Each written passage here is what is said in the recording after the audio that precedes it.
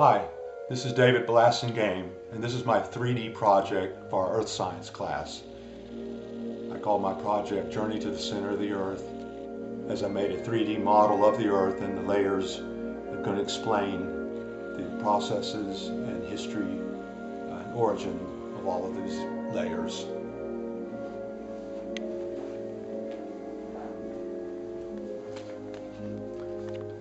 Among the many fascinating topics we covered in our book is the story of Earth's complicated, evolving interior. Scientists believe that 100 billion years ago, the Earth, Sun, and the planets of our solar system were clouds of dust particles that eventually formed a large spinning disk. This basic theory is derived from the solar nebula hypothesis. The spinning separated the disks into rings, of which the center became our sun, and the outer rings evolved from fiery gas and molten liquid matter, eventually cooled into solid planets, approximately 4 to 5 million years ago.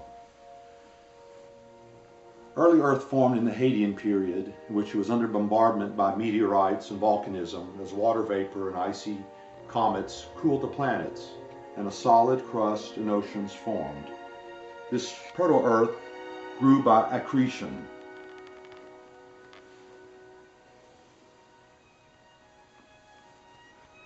Basically, we can look at the three layers of the Earth by chemical composition as the crust, of which we have the continental crust and oceanic crust. The continental crust being the solid Earth and continents, basically 35 kilometers thick up to 70 kilometers thick in mountains such as this. The ocean crust is much thinner at about 7 kilometers and is made of basalt. Beneath the crust is the largest section of the interior Earth, which is the mantle, which is divided into the upper mantle and the lower mantle.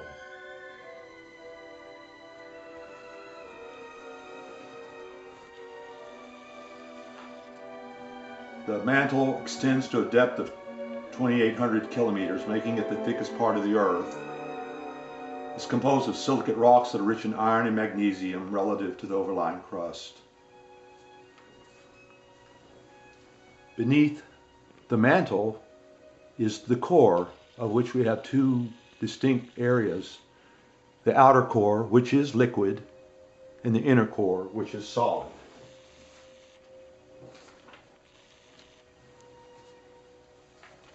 Seismic measurements show that the core is divided into these two areas with a radius of 1,200 kilometers, and the liquid outer core extending beyond it to a radius of 3,400 kilometers.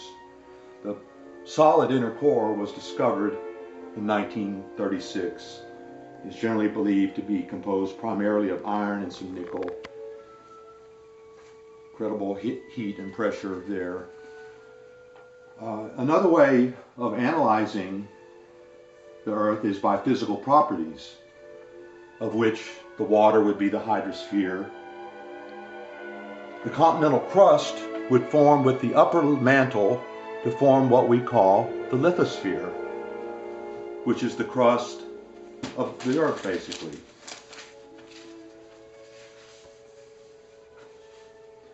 The lithosphere includes the crust and the mantle and is joined to the crust along that mantle and underlain by what is called the asthenosphere, or weak sphere, which is the hotter part of the upper mantle. The boundary between the lithosphere and the asthenosphere is defined by our difference in response to stress. The lithosphere remains rigid for long periods of time, where the asthenosphere flows, not exactly as a fluid, but a very plastic surface. As a conductivity cooling surface layer of the Earth convection system, the lithosphere thickens over time. It's fragmented into tectonic plates which move independently to one another.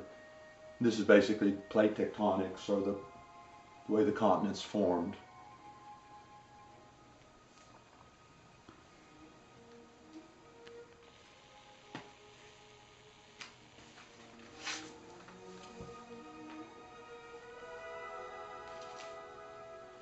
It's recently been discovered that the Earth's core is probably 1,000 degrees hotter than previously thought. This was just discovered through experiments earlier this year.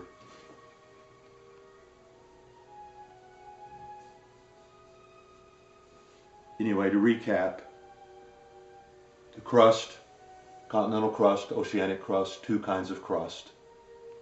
Mantle, upper, which moves underneath the lithosphere, and the lower mantle.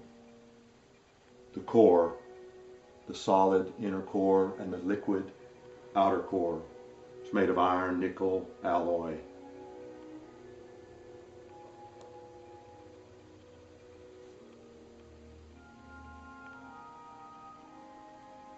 Earth is a very dynamic planet, as we can see. If we could go back in time, we would find that the lithosphere has changed many times with the moving of the tectonic plates of Earth.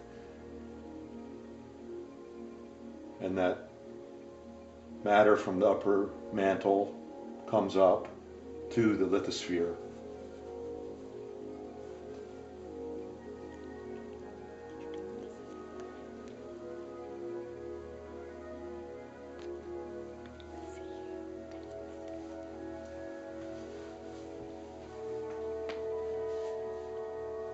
Anyway, it's a very interesting class. It was very challenging to make the 3D project, which took a while because of getting all the layers involved. But anyway, enjoyed the class very much, and I hope I did a good explanation on the Earth's layers.